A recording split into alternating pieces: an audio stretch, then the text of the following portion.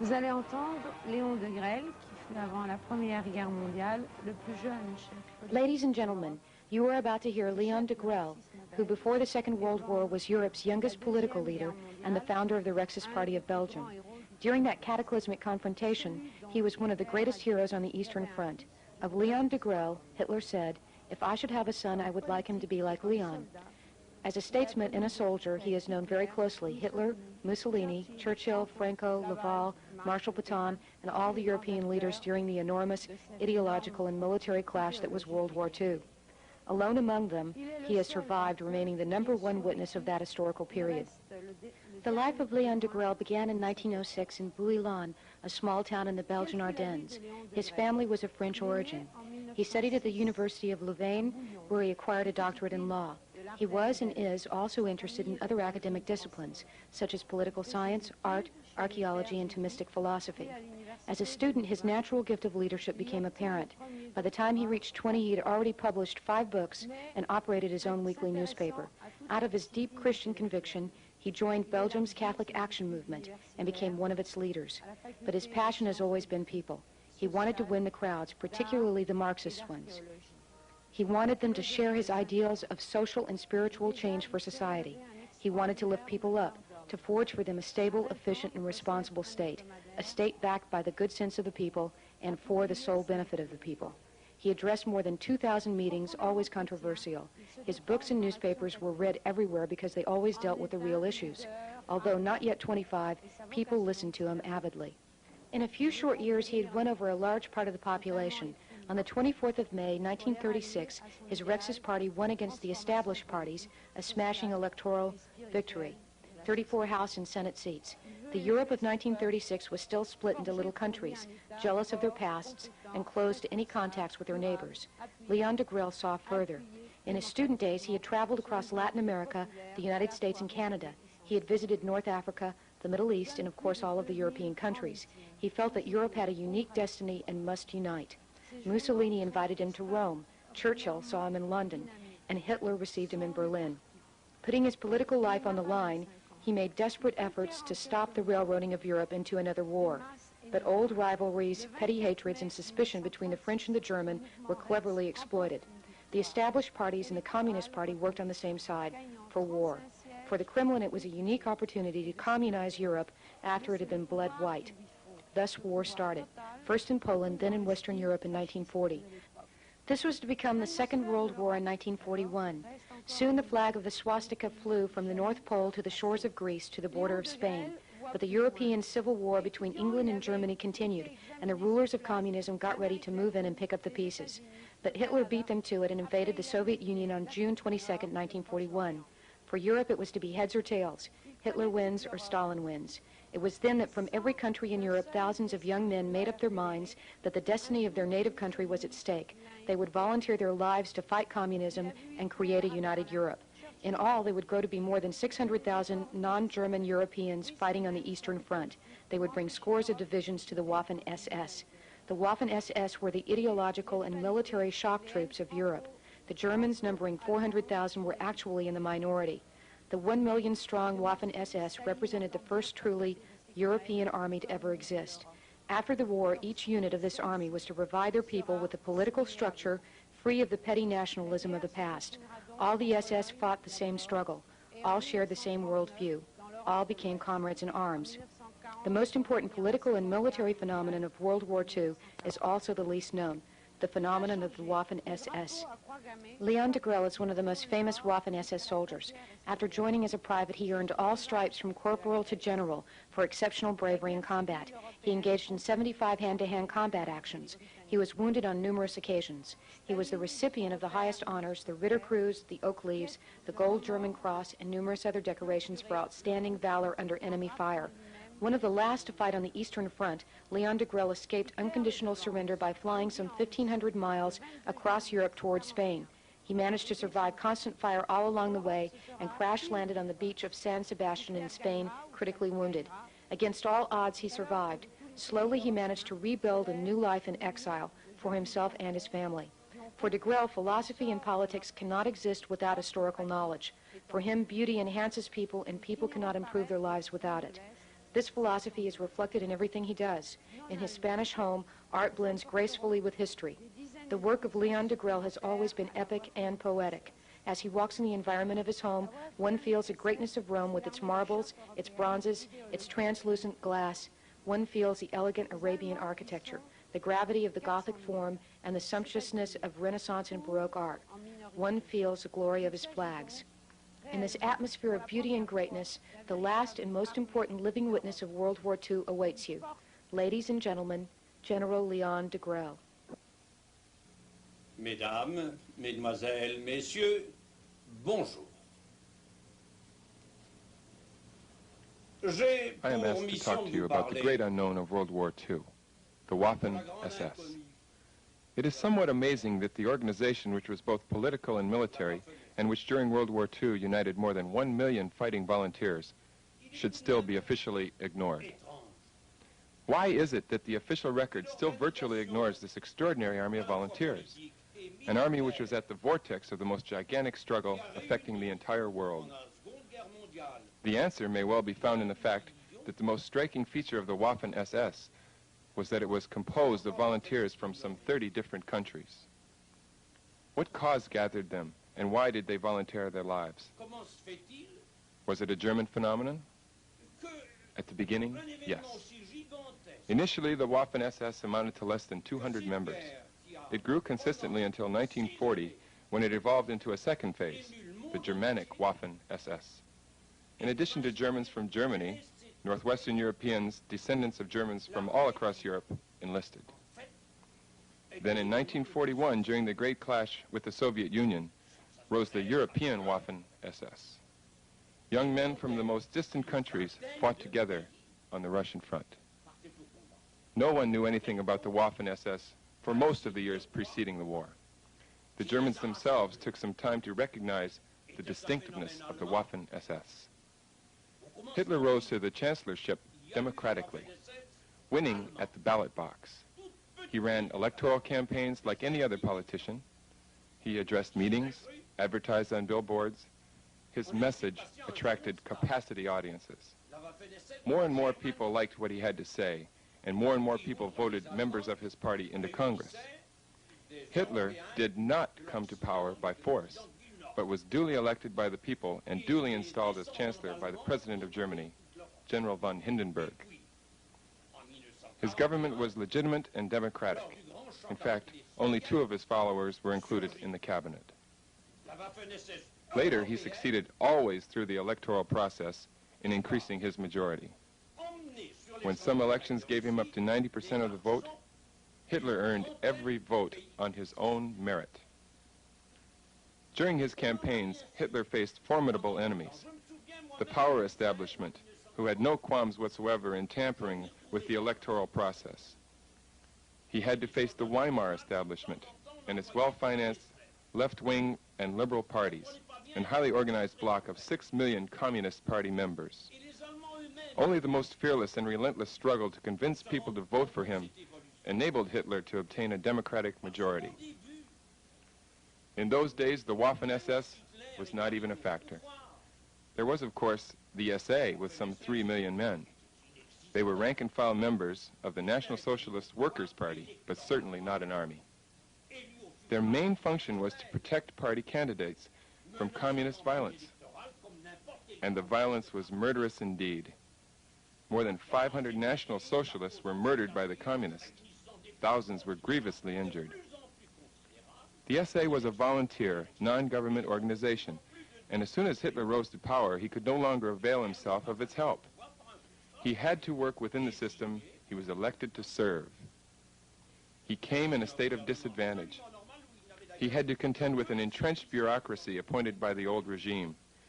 In fact, when the war started in 1939, 70% of German bureaucrats had been appointed by the old regime and did not belong to Hitler's party.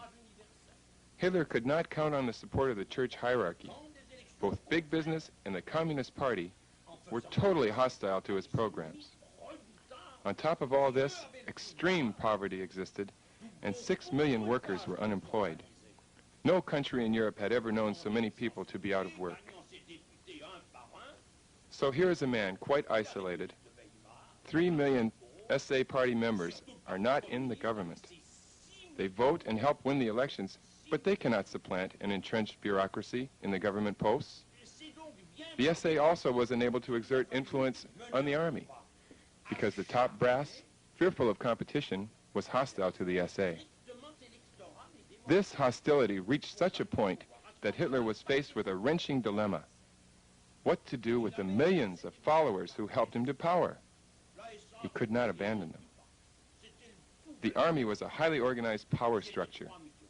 Although only numbering 100,000 as dictated by the Treaty of Versailles, it exerted great influence in the affairs of state.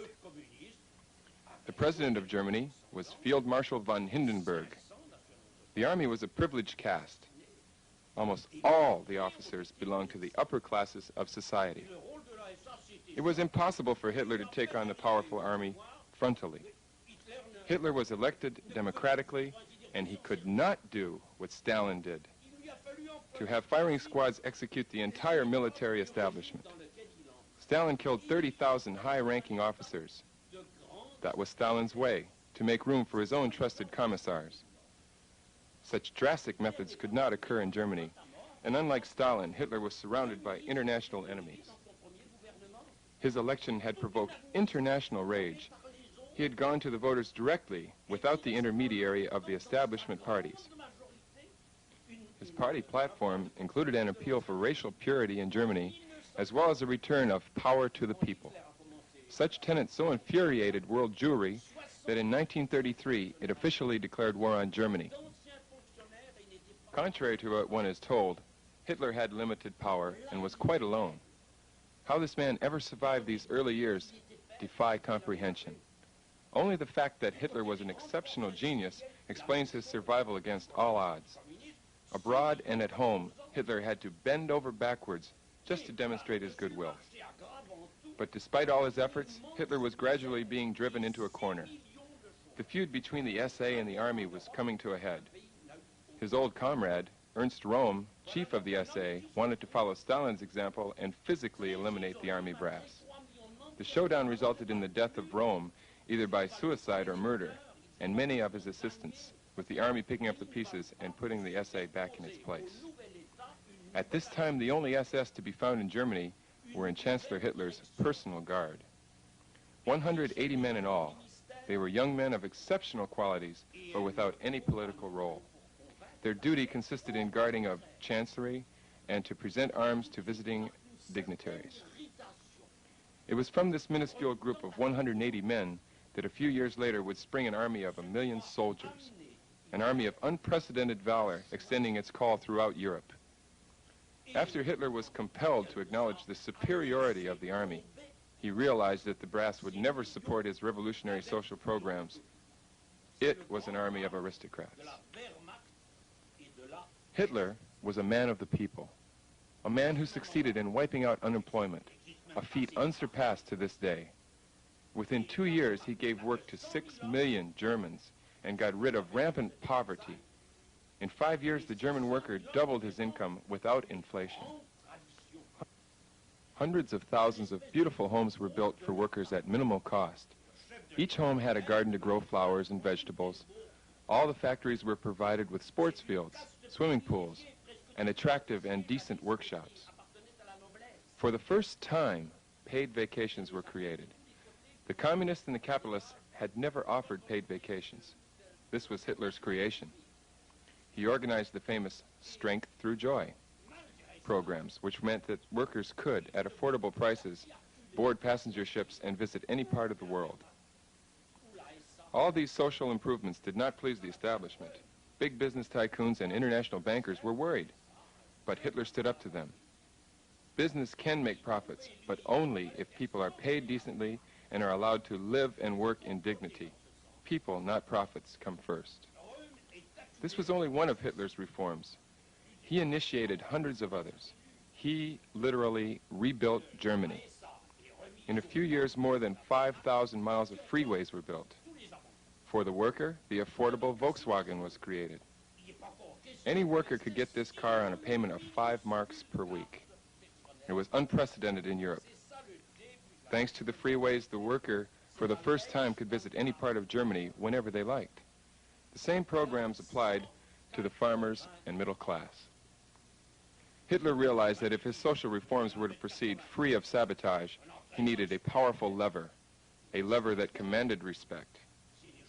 Hitler still did not confront the army, but skillfully started to build up the SS. He desperately needed the SS, because above all, Hitler was a political man. To him, war was the last resort. His aim was to convince people, to obtain their loyalty, particularly in the younger generation. He knew that the establishment-minded brass would oppose him at every turn. And he was right. Through the high-ranking officers, the establishment plotted the overthrow of the democratically elected Hitler government. Known as the Munich plot, the conspirators were detected in time. That was in 1938. On July 20th, 1944, Hitler almost lost his life when aristocratic officers planted a time bomb underneath his desk. In order not to alert the army, Hitler enlarged the SS into a force responsible for law and order. There was, of course, the German police force, but there again Hitler was unsure of their loyalty. The 150,000 police were appointed by the Weimar regime. Hitler needed the SS not only to detect plots, but mostly to protect his reforms. As his initial Leibstandart unit of 180 grew, other regiments were formed, such as the Deutschland and the Germania. The army brass did everything to prevent SS recruitment. Hitler bypassed the obstacles by having the interior minister and not the war ministry do the recruiting. The army countered by discouraging the recruitment of men between the age of 18 and 45. On the ground of national defense, privates were ordered to serve 4 years, non-commissioned officers 12, and officers 25 years. Such orders, it was thought, would stop SS recruitment dead in its tracks. The reverse happened. Thousands of young men rushed to apply. Despite the lengthy service, more than could be accepted. The young felt the SS was the only armed force which represented their own ideas. The new formations of young SS captivated public imagination. Clad in smart black uniforms, the SS attracted more and more young men. It took them 2 years, from 1933 to 1935, and a constant battle of wits with the army, to raise them to a force of 8,000. At the time, the name Waffen SS did not even exist. It was not until 1940, after the French campaign, that the SS was officially named Waffen SS.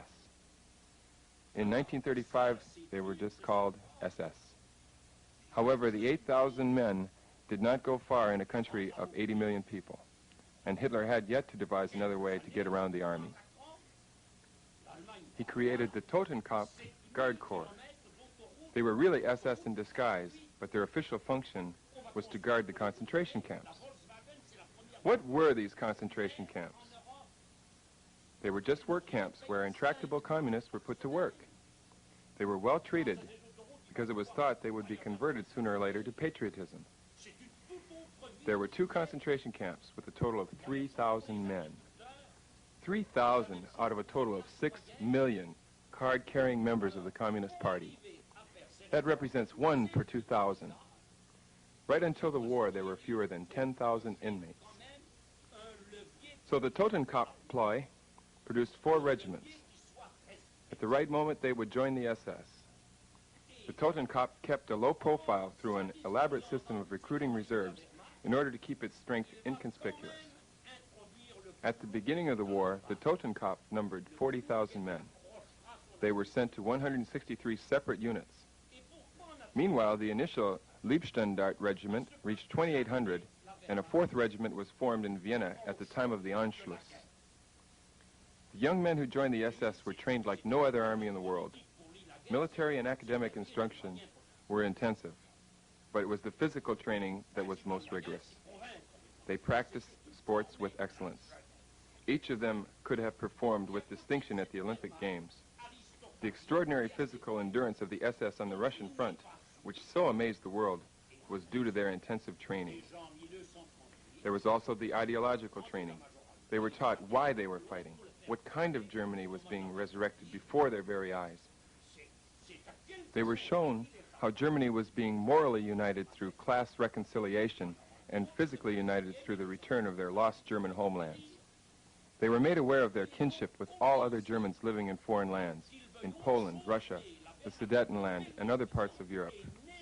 They were taught all Germans represented an ethnic unity. Young SS were educated in 2 military academies, one in Bad Tolz, the other in Braunschweig. These academies were totally different from the grim barracks of the past.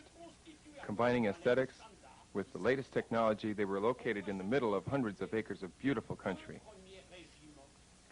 Hitler was opposed to any war, particularly in Western Europe. He did not even conceive that the SS could participate in such a war. Above all, the SS was a political force. Hitler regarded Western countries as individual cultures which could be federated but certainly not conquered. He felt a conflict within the West would be a no-win civil war. Hitler's conception of Europe then was far ahead of his neighbors. The mentality of 1914 to 1918, when small countries fought other small countries over bits of real estate, still prevailed in the Europe of 1939. Not so in the case of the Soviet Union, where internationalism replaced nationalism. The communists never aimed at serving the interests of Russia. Communism does not limit itself to acquire chunks of territories, but aims at total world domination. This is a dramatically new factor. This policy of world conquest is still being carried out today, whether in Vietnam, Afghanistan, Africa, or Poland. At the time, it was an entirely new concept. Alone among all the leaders of the world, Hitler saw this concept as an equal threat to all nations. Hitler recalled vividly the havoc the communists unleashed in Germany at the end of World War I, particularly in Berlin and Bavaria. The communists under foreign orders organized a state within a state and almost took over. For Hitler, everything pointed east. The threat was communism. Apart from his lack of interest in subjugating Western Europe, Hitler was well aware that he could not wage war on 2 fronts. At this point, instead of letting Hitler fight communism, the Allies made the fateful decision to attack Hitler. The so-called Western democracies allied themselves with the Soviet Union for the purpose of encircling and destroying the democratic government of Germany. The Treaty of Versailles had already amputated Germany from all sides. It was designed to keep Germany in a state of permanent economic collapse and military impotence. The Allies had ratified a string of treaties with Belgium, the newly created Czechoslovakia, Yugoslavia, Poland, and Romania to pressure Germany from all sides. Then, in the summer of 1939, the governments of Britain and France were secretly negotiating a full military alliance with the Soviet Union. The talks were held in Moscow, and the minutes were signed by Marshal Zhukov. I have these minutes in my possession. They are stupefying. One can read this report, which guaranteed to Britain and France Soviet participation against Germany. Upon ratification, the Soviet Union was to provide the Anglo-French forces with the Soviet support of 5,500 combat planes immediately, plus the backup of the entire Soviet Air Force. Between 9,000 to 10,000 tanks would also be made available. In return, the Soviet Union demanded the Baltic states and free access to Poland. The plan called for an early joint attack. Germany was still minimally armed at that stage. The French negotiators realized that the 10,000 Soviet tanks would soon destroy the 2,000 German tanks, but did not see that they would unlikely stop at the French border. Likewise, the British government was quite prepared to let the Soviets take over Europe. Facing total encirclement, Hitler decided once more to make his own peace with one or the other side of the Soviet-British partnership. He first turned to the British and French governments and requested formal peace talks. His quest for peace was answered by an outpouring of insults and denunciations. The international press went on an orgy of hate against Hitler, unprecedented in history. It is mind-boggling to reread these newspapers today. When Hitler made similar peace overtures to Moscow, he was surprised to find the Soviets eager to sign a peace treaty with Germany. In fact, Stalin did not sign a peace treaty for the purpose of peace. He signed to let Europe destroy itself in a war of attrition while giving him the time he needed to build up his military strength. Stalin's real intent is revealed in the minutes of the Soviet High Command, which are also in my possession. Stalin states his intent to come into the war the moment Hitler and the Western powers have annihilated each other. Stalin had great interest in marking time and letting the others fight first. I have read his military plans, and I have seen how they were achieved. By 1941, Stalin's 10,000 tanks had increased to 17,999. The next year, they would have been 32,000, 10 times more than Germany's. The Air Force would also have been 10-1 in Stalin's favor. The very week Stalin signed the peace treaty with Hitler, he gave orders to build 96 airfields on the Western Soviet border. 180 were planned for the following year. His strategy was constant. Quote, "The more the Western powers fight it out, the weaker they would be. The longer I wait, the stronger I get." It is under these appalling circumstances that World War II started, a war which was offered to the Soviets on a silver platter. Aware of Stalin's preparations, Hitler knew he would have to face communism sooner rather than later. And to fight communism, he had to rely on totally loyal men who would fight for an ideology against another ideology. It had always been Hitler's policy to oppose the ideology of class war with an ideology of cooperation. Hitler had observed that Marxist class war had not brought prosperity to the Russian people. Russian workers were poorly clothed, as they are now, badly housed, badly fed. Goods were always in short supply, and to this day, housing in Moscow is as nightmarish as it was before the war. For Hitler, the failure of class war made class cooperation the only just alternative. To make it work, Hitler saw to it that one class would not be allowed to abuse the other. It is a fact that the newly rich classes emerging from the Industrial Revolution had enormously abused their privileges, and it was for this reason that the National Socialists were socialists. National Socialism was a popular movement in the truest sense. The great majority of National Socialists were blue collars.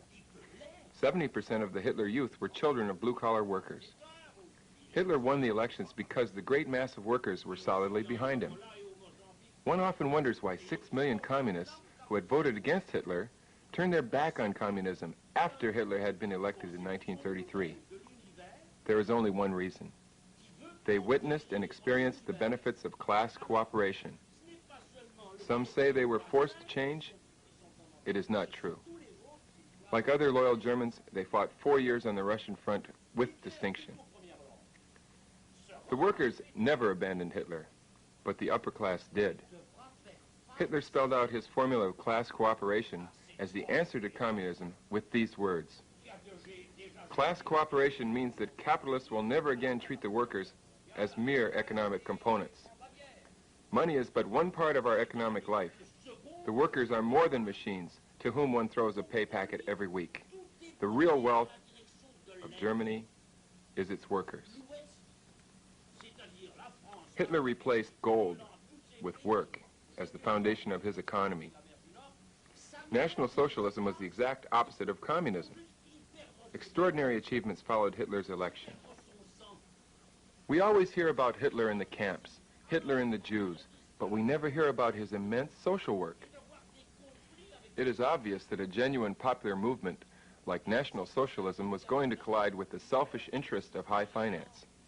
Hitler made clear that the control of money did not convey the right of rapacious exploitation of an entire country, because there are also people living in the country, millions of them, and these people have the right to live with dignity and without want. What Hitler said and practiced had won over the German youth. It was this social revolution that the SS felt compelled to spread throughout Germany and defend with their lives, if need be. The 1939 war in Western Europe defied all reason. It was a civil war among those who should have been united. It was a monstrous stupidity. The young SS were trained to lead the new National Socialist Revolution. In 5 or 10 years, they were to replace all those who had been put in office by the former regime. But at the beginning of the war, it was not possible for these young men to stay home. Like other young men in the country, they had to defend their country, and they had to defend it better than the others. The war turned the SS from a home political force to a national army fighting abroad, and then to a supranational army. We are now at the beginning of the war in Poland, with its far-reaching consequences. Could the war have been avoided? Emphatically yes, even after it had moved into Poland. The Danzig conflict was inconsequential. The Treaty of Versailles had separated the German city of Danzig from Germany and given it to Poland against the wish of its citizens. This action was so outrageous that it had been condemned all over the world. A large section of Germany was sliced through the middle. To go from Western Prussia to Eastern Prussia, one had to travel in a sealed train through Polish territory. The citizens of Danzig had voted 99% to have their city returned to Germany. Their right of self-determination had been consistently ignored.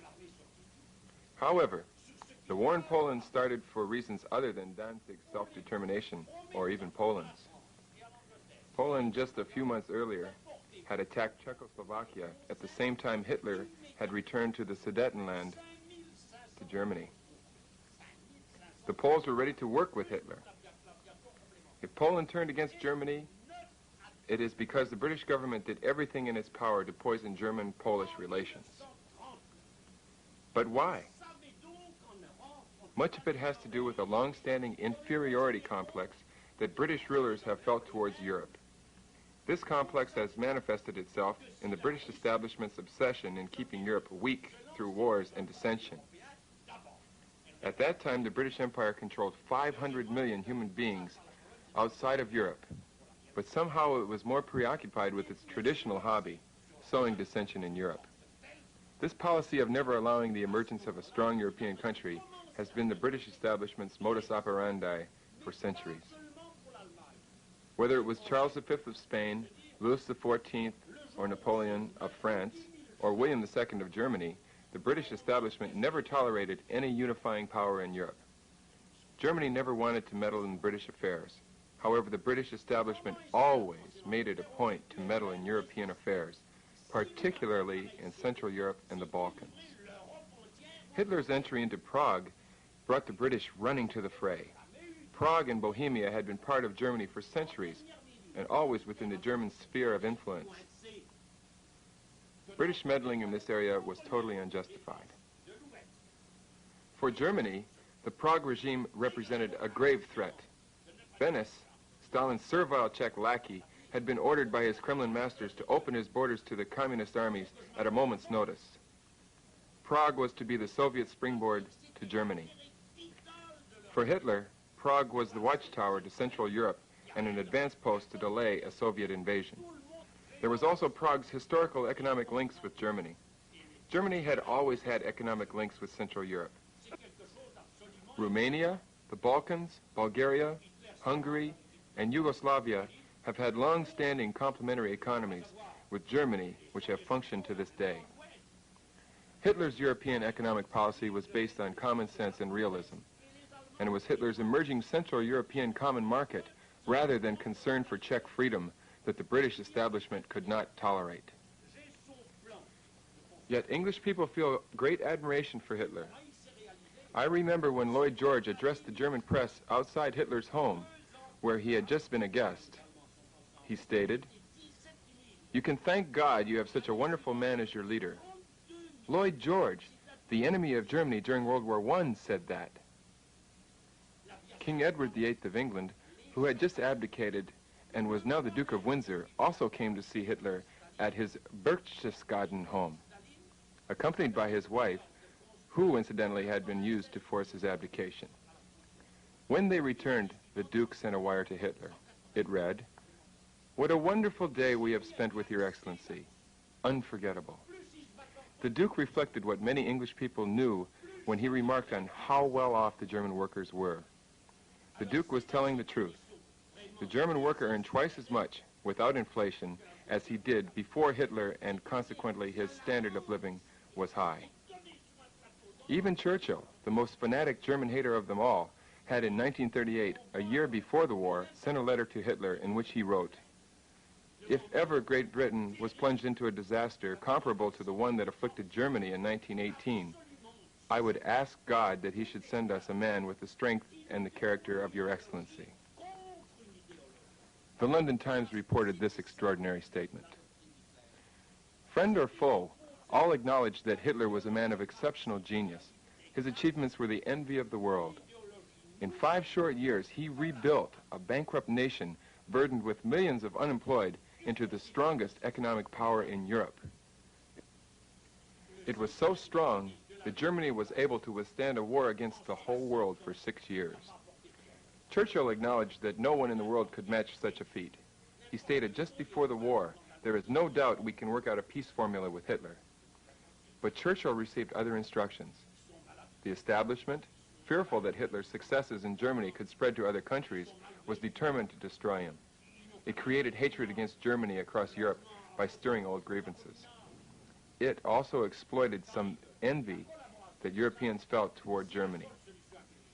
The Germans' high birth rate had made Germany the most populous country in Western Europe. In science and technology, Germany was ahead of both France and Britain.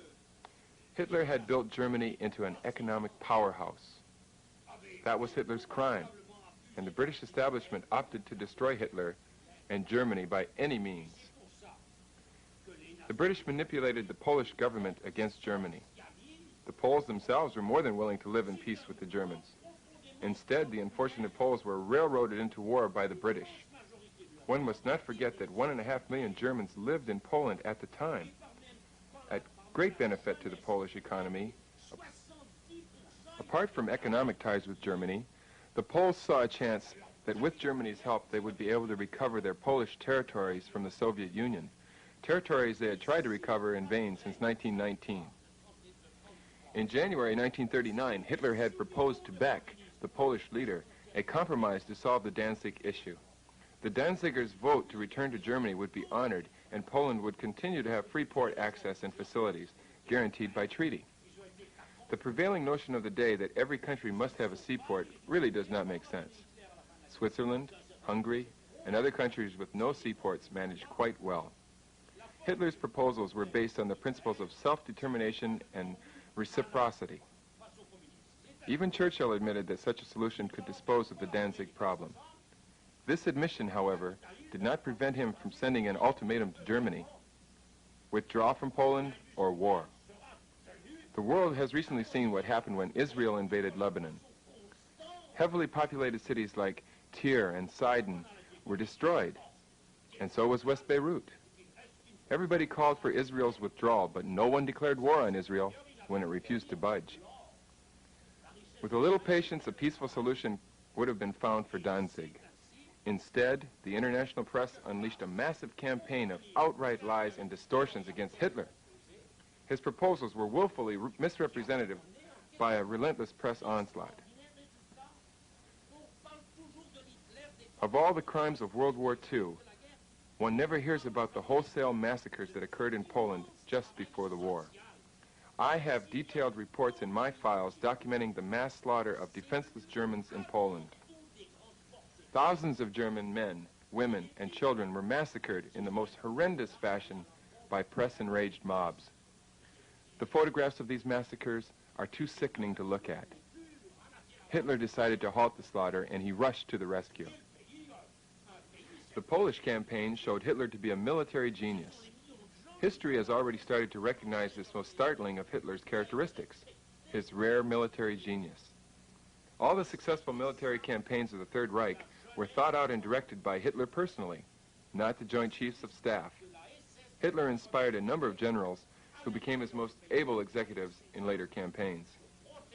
In regard to the Polish campaign, the General Staff had planned an offensive along the Baltic coastline in order to take Danzig, a plan logistically doomed to failure. Instead, Hitler invented the Blitzkrieg, or lightning war, and in no time captured Warsaw.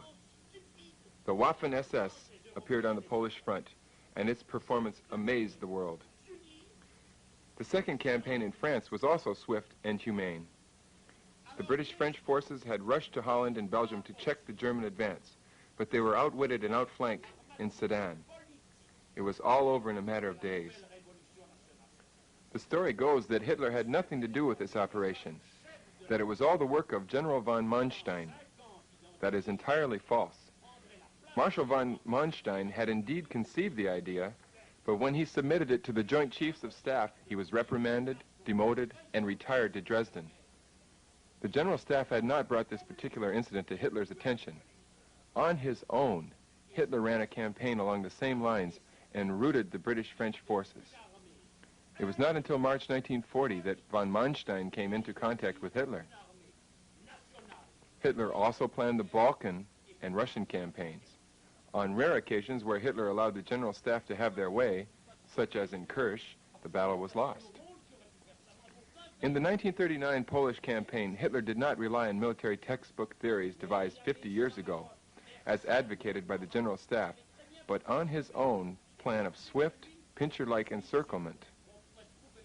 In 8 days, the Polish War was over, in spite of the fact that Poland is as large as France. The 8-day campaign saw 3 SS regiments in action, the Liebstandart, the Deutschland, and the Germania. There was also an SS motorbike battalion, a corps of engineers, and a transmission unit.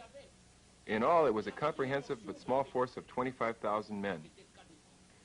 Sepp Dietrich and his Liebstandart alone had, after bolting out of Silesia, split Poland in half within days.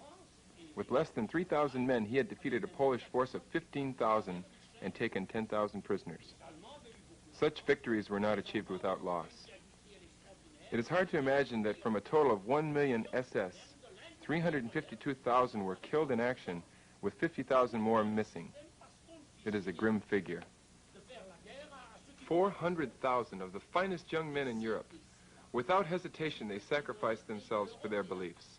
They knew they had to give an example. They were the first on the front line as a way to defend their country and their ideals. In victory or defeat, the Waffen SS always sought to be the best representatives of their people. The SS was a democratic expression of power, people gathering of their own free will. The consent of the ballot box is not only this. There is consent of the heart and the mind of men. In action, the Waffen SS made a plebiscite, that the German people should be proud of them, should give them their respect and their love. Such high motivation made the volunteers of the Waffen SS the best fighters in the world. The SS had proved themselves in action. They were not empty-talking politicians, but they gave their lives, the first to go in the fight, in an extraordinary spirit of comradeship. This comradeship was one of the most distinctive characteristics of the SS. The SS leader was the comrade of the others. It was on the front lines that the results of the SS physical training could really be noticed. An SS officer had the same rigorous training as the soldiers. Those officers and privates competed in the same sports events, and only the best man won, regardless of rank. This created a real brotherhood which literally energized the entire Waffen SS. Only the teamwork of free men, bonded by a higher ideal, could unite Europe. Look at the common market of today. It is a failure. There is no unifying ideal. Everything is based on haggling over the price of tomatoes, steel, coal, or booze. Fruitful unions are based on something a little higher than that. The relationship of equality and mutual respect between soldiers and officers was always present. Half of all division commanders were killed in action. Half! There is not an army in the world where this happened. The SS officer always led his troops into battle. I was engaged in 75 hand-to-hand combats because, as an SS officer, I had to be the first to meet the enemy. SS soldiers were not sent to slaughter by behind-the-line officers. They followed their officers with passionate loyalty. Every SS commander knew and taught all his men, and often received unexpected answers. After breaking out of Cherkassi's siege, I talked with all my soldiers one by one. There were thousands at the time. For 2 weeks, every day from dawn till dusk, I asked them questions. I heard their replies. Sometimes it happens that some soldiers who brag a little receive medals, while others, heroes who keep quiet, miss out. I talked to all of them because I wanted to know firsthand what happened and what they had done. To be just, I had to know the truth. It was on this occasion that 2 of my soldiers suddenly pulled their identity cards from the Belgian resistance movement. They had been sent to kill me. At the front line, it is very simple to shoot someone in the back, but the extraordinary SS team spirit had won them over. SS officers could expect the loyalty of their men by their example. The life expectancy of an SS officer at the front was 3 months. In Estonia, I received 10 new young officers from Bad Tolz Academy one Monday. By Thursday, one was left, and he was wounded. In the conventional armies, officers talked at the men, from superior to inferior, and seldom as brothers in combat and brothers in ideology. Thus, by 1939, the Waffen SS had earned general admiration and respect. This gave Hitler the opportunity to call for an increase in their numbers. Instead of regiments, there would be 3 divisions. Again, the army brass laid down draconian recruiting conditions. SS could only join for not less than 4 years of combat duty. The brass felt that no one would take such a risk. Again, they guessed wrong. In the month of February 1940 alone, 49,000 joined the SS. From 25,000 in September 1939, there would be 150,000 in May 1940. Thus, from 180 to 8,000 to 25,000 to 150,000, and eventually 1 million men against all odds. Hitler had no interest whatever in getting involved with the war in France, a war forced on him. The 150,000 SS had to serve under the army, and they were given the most dangerous and difficult missions, despite the fact that they were provided with inferior hand arms and equipment. They had no tanks.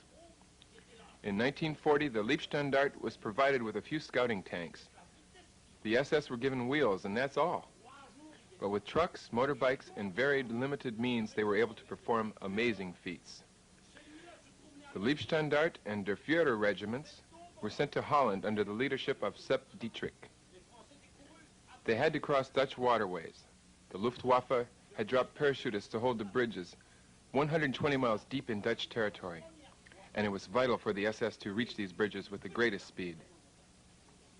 The Leibstandarte would realize an unprecedented feat in 10 days. To advance 120 miles in 1 day, it was unheard of at the time, and the world was staggered. At that rate, German troops would reach Spain in 1 week. In 1 day, the SS had crossed all the Dutch canals on flimsy rubber rafts. Here again, SS losses were heavy. But thanks to their heroism and speed, the German army reached Rotterdam in 3 days. The parachutists all risked being wiped out had the SS not accomplished their lightning thrust. In Belgium, the SS regiment Der Führer faced head-on the French army, which, after falling in the Sedan trap, had rushed towards Breda, Holland. There, one would see for the first time a small, motivated army rout a large national army. It took 1 SS regiment and a number of German troops to throw the whole French army off balance and drive it back from Breda to Antwerp, Belgium, and northern France. The Leibstandarte and Der Führer regiments jointly advanced on the large Zealand islands, between the Escaut and the Rhine rivers. In a few days, they would be under control. In no time, the Leibstandarte had then crossed Belgium and northern France. The second major battle of SS regiments occurred in concert with the Army Tank Division. The SS, still with their tanks, were under the command of General Rommel and General Guderian. They spearheaded a thrust towards the North Sea. Sepp Dietrich and his troops had now crossed the French canals but were pinned down by the enemy in a mud field and just managed to avoid extermination.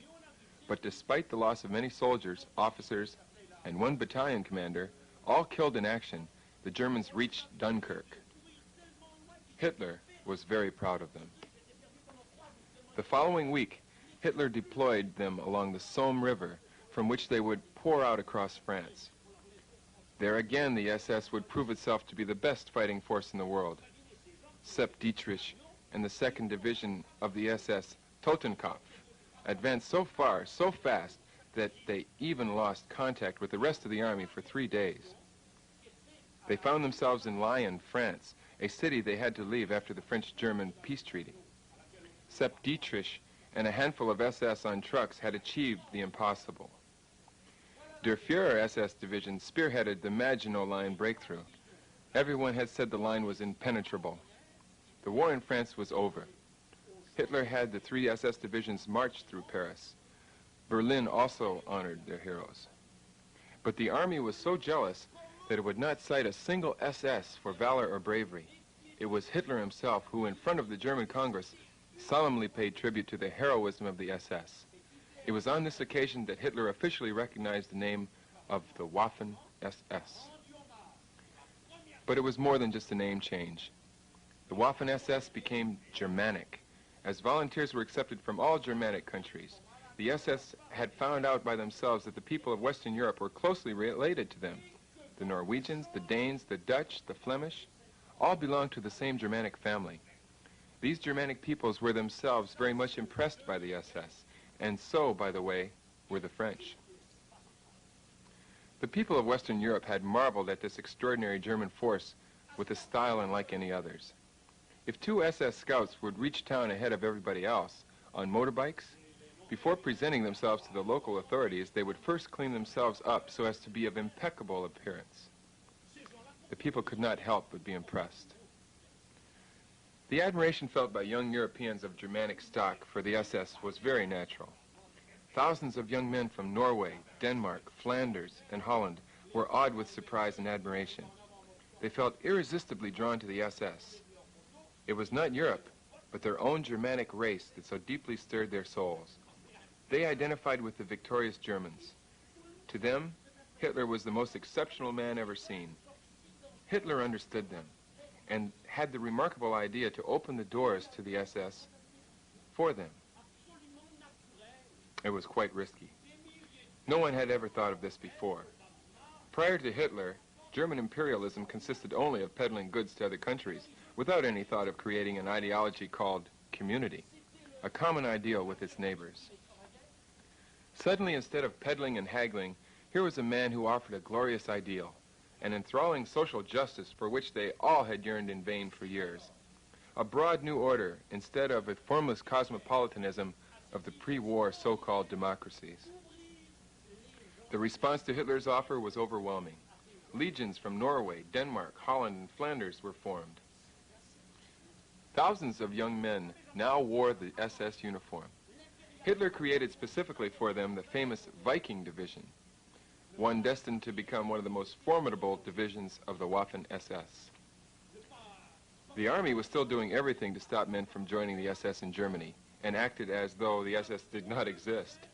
Against this background of obstructionism at home, it was normal and understandable that the SS would welcome men from outside Germany. The Germans living abroad provided a rich source of volunteers. As there are millions of German Americans, there are millions of Germans in all parts of Europe, in Hungary, in Romania, in Russia. There was even a Soviet Republic of the Volga Germans. These were the descendants of Germans who had emigrated 2 centuries before. Other Europeans, like the French Huguenots, who went to Prussia, also shared this type of immigration with the Germans. So Europe was dotted with German settlements. The victories of the Third Reich had made them proud of belonging to the German family.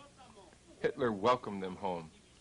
He saw them first as a source of elite SS men, and also as an important factor in unifying all Germans ideologically. Here again, the enthusiastic response was amazing.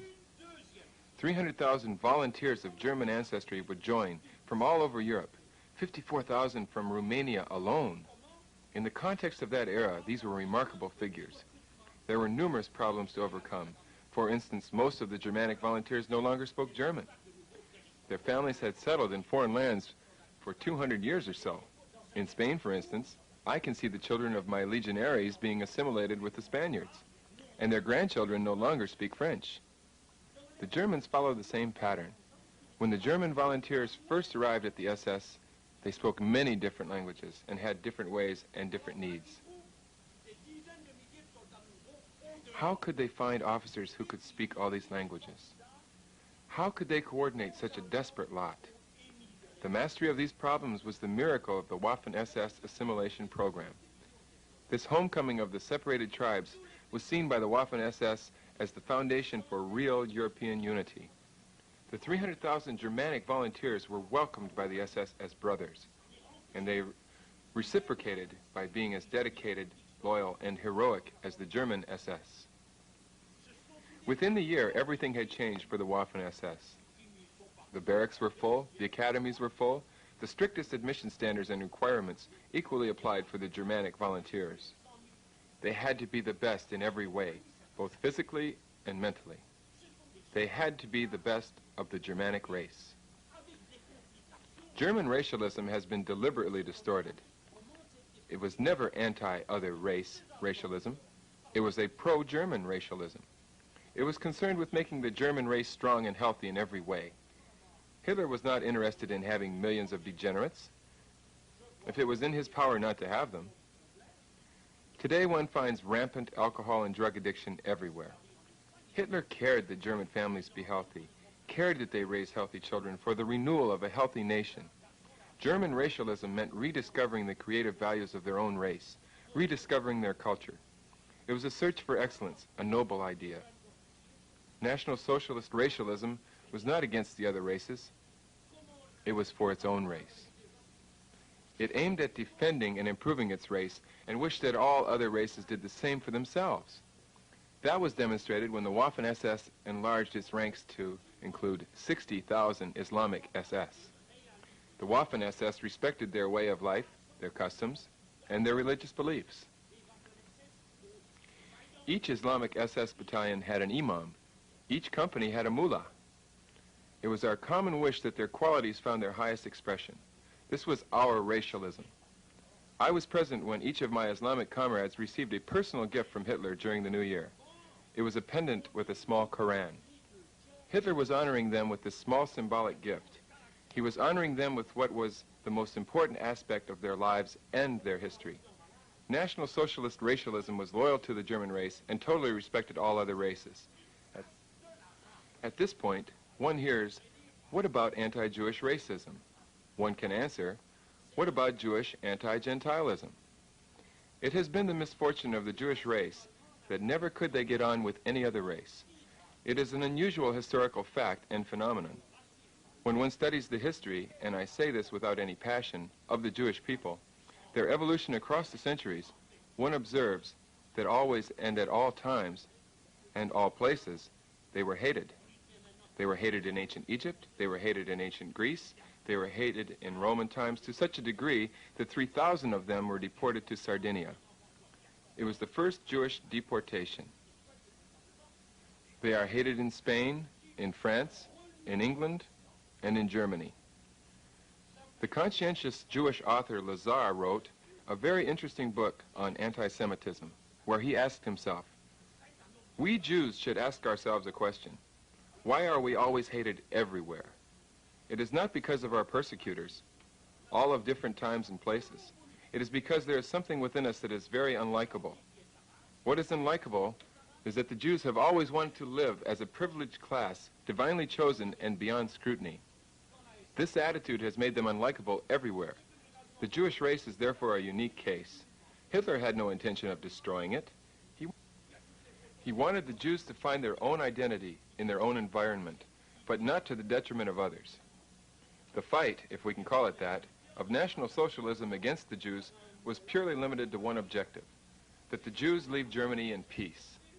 It was planned to give them a country of their own, outside Germany. Madagascar was contemplated, but the plans were dropped when the United States entered the war. In the meanwhile, Hitler thought of letting the Jews live in their own traditional ghettos. They would have their own organizations, they would run their own affairs, and live the way they wanted to live. The Jews had their own police, their own tramways, their own flag, their own factories, which, incidentally, were built by the German government. As far as other races were concerned, they were all welcomed in Germany as guests, but not as privileged occupants. In 1 year, the Waffen SS had gathered a large number of Germanic people from Northern Europe and hundreds of thousands of Germans from outside Germany called Volksdeutsch. It is then that the conflict between communism and National Socialism burst into the open. The conflict had always existed. In Mein Kampf, Hitler had clearly set out his objective, to eliminate the world threat of communism, and, incidentally, claim some land in Eastern Europe. This eastward expansionism created much outrage. How could the Germans claim land in Russia? To this one can answer, how could the Americans claim Indian land from the Atlantic to the Pacific? How could France claim southern Flanders and Roussillon from Spain? And what of Britain? And what of so many other countries who have claimed, conquered, and settled in other territories? Somehow at the time it was all right for these countries to settle foreign lands, but it was not for Germany. Personally, I have always vigorously defended the Russians, and I finally did succeed in convincing Hitler that Germans had to live in peace with the Russians, as partners, not as conquerors. Before achieving this partnership, there was first the matter of wiping out communism. During the Soviet-German Pact, Hitler was trying to gain time, but the Soviets were intensifying their acts of aggression from Estonia to Bukovina. I now read extracts from Soviet documents. They are most revealing. Let's read from Marshal Vorshilov himself. We now have time to prepare ourselves to be the executioner of the capitalist world while it is agonizing. We must, however, be cautious. The Germans must not have any inkling that we are preparing to stab them in the back while they are busy fighting the French. Otherwise, they could change their general plan and attack us. In the same record, Marshal Chepanatov wrote, "The coexistence between Hitler's Germany and Soviet Union is only temporary. We will not make it last very long." Marshal Timoshenko, for his part, did not want to be so hasty. Let us not forget that our war material from our Siberian factories will not be delivered until fall. This was written at the beginning of 1941, and the material was only to be delivered in the fall. The War Industry Commissar report stated, "We will not be in full production until 1942. Marshal Zhukov made this extraordinary admission. "Hitler is in a hurry to invade us. He has good reasons for it." Indeed, Hitler had good reasons to invade Russia in a hurry, because he realized he would be wiped out if he did not. Zhukov added, "We need a few more months to rectify many of our defects before the end of 1941. We need 18 months to complete the modernization of our forces." The orders are quite precise. On the fourth session of the Supreme Soviet in 1939, it was decreed that army officers will serve 3 years, and the soldiers will serve 4 years, and the Navy personnel 5 years. All these decisions were made less than a month after the Soviets signed the peace treaty with Germany. Thus the Soviets pledged to peace were frantically preparing for war. More than 2,500 new concrete fortifications were built between 1939 and 1940. 160 divisions were made combat ready. 60 tank divisions were on full alert. The Germans only had 10 Panzer tank divisions. In 1941, the Soviets had 17,000 tanks, and by 1942, they had 32,000. They had 92,578 pieces of artillery, and their 17,545 combat planes in 1940 outnumbered the German Air Force. It is easy to understand that with such war preparations going on, Hitler was left with only one option: invade the Soviet Union immediately or face annihilation. Hitler's Russian campaign was the last chance campaign. Hitler did not go into Russia with any great optimism. He told me later on, "When I entered Russia, I was like a man facing a shut door. I knew I had to crash through it, but without knowing what was behind it." Hitler was right. He knew the Soviets were strong, but above all, he knew they were going to be a lot stronger. 1941 was the only time Hitler had some respite. The British had not succeeded yet in expanding the war. Hitler, who never wanted the war with Britain, still tried for peace. He invited me to spend a week at his home. He wanted to discuss the whole situation and hear what I had to say about it. He spoke very simply and clearly. The atmosphere was informal and relaxed. He made you feel at home because he really enjoyed being hospitable. He buttered pieces of toast in leisurely fashion and passed them around. And although he did not drink, he went to get a bottle of champagne after each meal because he knew I enjoyed a glass at the end of it. All without fuss and with genuine friendliness. It was part of his genius that he was also a man of simple ways, without the slightest affectation of a man of great humility. We talked about England. I asked him bluntly, "Why on earth didn't you finish the British off in Dunkirk? Everyone knew you could have wiped them out." He answered, "Yes, I withheld my troops and let the British escape back to England. The humiliation of such a defeat would have made it difficult to try for peace with them afterwards. At the same time, Hitler told me he did not want to dispel the Soviet belief that he was going to invade England. He mentioned that he even had small Anglo-German dictionaries distributed to his troops in Poland. The Soviet spies there duly reported to the Kremlin that Germany's presence in Poland was a bluff and that they were about to leave for the British Isles. On June 22, 1941, it was Russia, not England, that Germany invaded. The initial victories were swift but costly. I lived the epic struggle of the Russian front. It was a tragic epic. It was also martyrdom. The endless thousands of miles of the Russian steppes were overwhelming. We had to reach the Caucasus by foot, always under extreme conditions. In the summer, we often walked knee-deep in mud, and in winter there were below freezing temperatures. But for a matter of a few days, Hitler would have won the war in Russia by 1941, before the Battle of Moscow. Hitler had succeeded in defeating the Soviet army and taking considerable numbers of prisoners. General Guderian's tank division, which had all by itself encircled more than 1 million Soviet troops near Kiev, had reached Moscow right up to the city's tramway lines. It was then that suddenly an unbelievable freeze happened. 40, 42, 50 degrees Celsius below zero. This meant that not only were men freezing, but the equipment was also freezing on the spot. No tanks could move. Yesterday's mud had frozen to a solid block of ice, half a meter high, icing up the tank treads. In 24 hours, all of our tactical options had been reversed. It was at that time that masses of Siberian troops brought back from the Russian Far East were thrown against the Germans. These few fateful days of ice that made the difference between victory and defeat, Hitler owed to the Italian campaign in Greece during the fall of 1940. Mussolini was envious of Hitler's successes. It was a deep and silent jealousy. I was a friend of Mussolini. I knew him well. He was a remarkable man, but Europe was not of great concern to him. He did not like to be a spectator, watching Hitler winning everywhere. He felt compelled to do something himself, fast. Impulsively, he launched a senseless offensive against Greece. His troops were immediately defeated, but it gave the British the excuse to invade Greece, which up till now had been uninvolved in the war. From Greece, the British could bomb the Romanian oil wells, which were vital to Germany's war effort. Greece could also be used to cut off the German troops on their way to Russia. Hitler was forced to quash the threat preemptively. He had to waste 5 weeks in the Balkans. His victories were an incredible logistical achievement, but they delayed the start of the Russian campaign for 5 critical weeks. If Hitler had been able to start the campaign in time, as it was planned, he would have entered Moscow 5 weeks before, in the sun of early fall, when the earth was still dry. The war would have been over, and the Soviet Union would have been a thing of the past.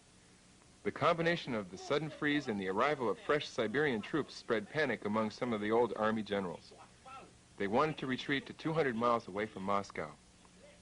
It is hard to imagine such insane strategy. The freeze affected Russia equally, from west to east, and to retreat 200 miles in the open steppes would only make things worse. I was commanding my troops in the Ukraine at the time, and it was 42 degrees centigrade below zero. Such a retreat meant abandoning all heavy artillery, including assault tanks and panzers that were stuck in the ice. It also meant exposing 500,000 men to heavy Soviet sniping. In fact, it meant condemning them to certain death.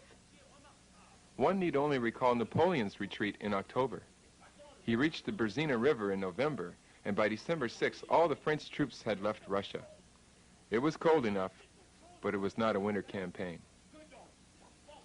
Can you just imagine in 1941 500,000 Germans fighting howling snowstorms, cut off from supplies, attacked from all sides by tens of thousands of Cossacks? I have faced charging Cossacks, and only the utmost superior firepower will stop them. In order to counter such an insane retreat, Hitler had to fire more than 30 generals within a few days. It was then that he called on the Waffen SS to fill in the gap and boost morale. Immediately, the SS held fast on the Moscow front. Right through the war, the Waffen SS never retreated. They would rather die than retreat. One cannot forget the figures. During the 1941 winter, the Waffen SS lost 43,000 men in front of Moscow. The Regiment de Führer fought almost literally to the last man. Only 35 men survived out of the entire regiment. The de Führer men stood fast, and no Soviet troops got through. They had to try to bypass the SS in the snow. This is how famous Russian General Vlasov was captured by the Totenkopf SS division. Without their heroism, Germany would have been annihilated by December 1941. Hitler would never forget it. He gauged the willpower that the Waffen SS had displayed in front of Moscow. They had shown character and guts. And that is what Hitler admired most of all, guts. For him, it was not enough to have intelligent or clever associates. These people can often fall to pieces, as we will see during the following winter at the Battle of Stalingrad with General Paulus. Hitler knew that only sheer energy and guts, the refusal to surrender, the will to hang tough against all odds, would win the war. The blizzards of the Russian steppes had shown how the best army in the world, the German army, with thousands of highly trained officers and millions of highly disciplined men, was just not enough. Hitler realized they would be beaten, that something else was needed, and that only the unshakable faith in a high ideal could overcome the situation. The Waffen SS had this ideal, and Hitler used them from now on at full capacity. From all parts of Europe, volunteers rushed to help their German brothers. It was then that was born the third great Waffen SS. First there was the German, then there was the Germanic, and now there was the European Waffen SS. 125,000 would then volunteer to save Western culture and civilization. The volunteers joined with full knowledge that the SS incurred the highest death tolls. More than 250,000 out of 1 million would die in action. For them, the Waffen SS was, despite all the deaths, the birth of Europe. Napoleon said it in St. Helena. There will be no Europe until a leader arises. The young European volunteers had observed two things. First, that Hitler was the only leader who was capable of building Europe, and secondly, that Hitler, and Hitler alone, could defeat the world threat of communism. For the European SS, the Europe of petty jealousies, jingoism, border disputes, economic rivalries was of no interest. It was too petty and demeaning. Europe was no longer valid for them. At the same time, European SS, as much as they admired Hitler and the German people, did not want to become Germans. They were men of their own people, and Europe was a gathering of the various peoples of Europe. European unity was to be achieved through harmony, not domination over one of the others. I have discussed these issues at length with both Hitler and Himmler. Hitler, like all men of genius, had outgrown the national stage. Napoleon was first a Corsican, then a Frenchman, then a European, and then a singularly universal man. Likewise, Hitler had been an Austrian, then a German, then a Greater German, then Germanic. Then he had seen and grasped the magnitude of building Europe. After the defeat of communism, the Waffen SS had a solemn duty to gather all their efforts and strength to build a united Europe. And there was no question that non-German Europe should be dominated by Germany. Before joining the Waffen SS, we had known very difficult conflicts.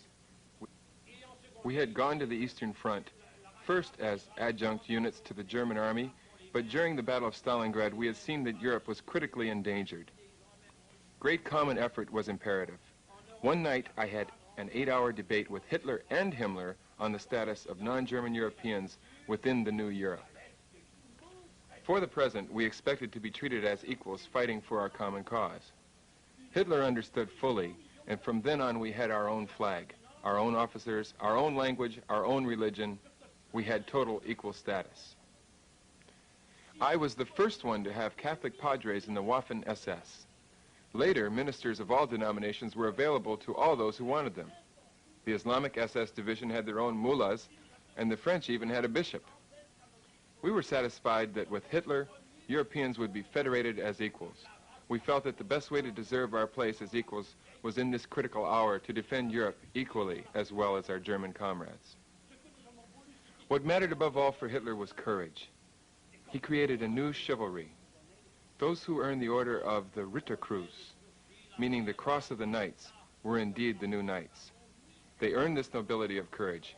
Each of our units going home after the war would be the force that would protect the people's rights in our respective countries. All the SS understood that European unity meant the whole of Europe, even Russia.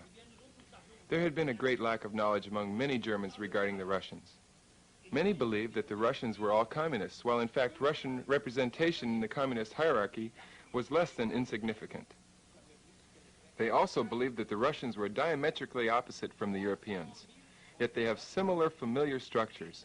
They have an old civilization, deep religious faith, and traditions which are not like those of other European countries. The European SS saw the new Europe in the form of three great components: Central Europe as the powerhouse, Western Europe as the cultural heart, and the East as Europe's potential. Thus, the Europe the SS envisioned was alive and real. Its 600 million inhabitants would live from the North Sea to Vladivostok. It was in this span of 8,000 miles that Europe could achieve its destiny, a space for young people to start new lives. This Europe would be the beacon of the world, a remarkable racial ensemble, an ancient civilization, a spiritual force, and the most advanced technological and scientific complex. The SS prepared for the high destiny of Europe. Compare these aims and these ideals with the Allies. The Roosevelts and the Churchills sold out Europe in Tehran, Yalta, and Potsdam. They capitulated to the Soviets. They delivered half of the European continent to communist slavery. They let the rest of Europe disintegrate morally without any ideal to sustain it. The SS knew what they wanted. The Europe of ideals was salvation for all. This faith in higher ideals inspired 400,000 German SS, 300,000 Volksdeutsch or Germanic SS, and 300,000 other European SS, volunteers all, 1 million builders of Europe. The ranks of the SS grew proportionately with the growth of the war in Russia. The nearer Germany was to defeat, the more volunteers arrived at the front. This was phenomenal. 8 days before the final defeat, I saw hundreds of young men join the SS on the front. Right to the end, they knew they had to do the impossible to stop the enemy. So the 180 men strong Liebstandart in 1933, to the SS regiments before 1939, to the 3 regiments in Poland, to the 3 divisions in France, to the 6 divisions at the beginning of the Russian War, to the 38 divisions in 1944, the Waffen SS reached 50 divisions in 1945. The more the SS died, the more others rushed to replace them. They had faith and stood firm to the extreme limit. The exact reverse happened in January 1943 at Stalingrad. The defeat there was decided by a man without courage. He was not capable to face danger with determination, to say, "I will not surrender. I will stand fast until I win." But he was morally and physically gutless, and he lost. A year later, the SS Viking and the SS Wallonia divisions were encircled in the same way at Cherkasy. With the disaster of Stalingrad fresh in the minds of our soldiers, they could have been subject to demoralization. On top of it, I was laid down with a deep side wound and 102-degree temperature. As general in command of the SS Wallonia forces, I knew that all this was not conducive to high morale. I got up, and for 17 days I led charge after charge to break the blockade, engaged in numerous hand-to-hand combats, was wounded 4 times but never stopped fighting. All my men did just as much and more. The siege was broken by sheer SS guts and spirits. After Stalingrad, when many thought that all was lost, when the Soviet forces poured across Ukraine, the Waffen SS stopped the Soviets dead in their tracks. They retook Kharkov and inflicted a severe defeat on the Soviet army. This was the pattern. Over and over, the SS would turn reverses into victories. The same fearless energy was also present in Normandy. General Patton called them the proud SS divisions. The SS was the backbone of resistance in Normandy. Eisenhower observed, "The SS fought as usual to the last man." The SS Hitler Jugend division was made up of the youngest Germans from 16 to 18 years of age. They fought with equal heroism as their elder comrades. only 600 of them survived while resisting the Allied onslaught. But just 3 weeks after the staggering loss, they had reformed and were at full strength in the Battle of Ardennes, a feat which threw the Allies into a general panic. If the Waffen SS had not existed, Europe would have been overthrown entirely by the Soviets by 1944. They would have reached Paris long before the Americans. The Waffen SS heroism stopped the Soviet juggernaut at Moscow, Cherkov, Cherkasy, and Tarnopol. The Soviets lost more than 12 months. Without SS resistance, the Soviets would have been in Normandy before Eisenhower. The people showed deep gratitude to the young men who sacrificed their lives.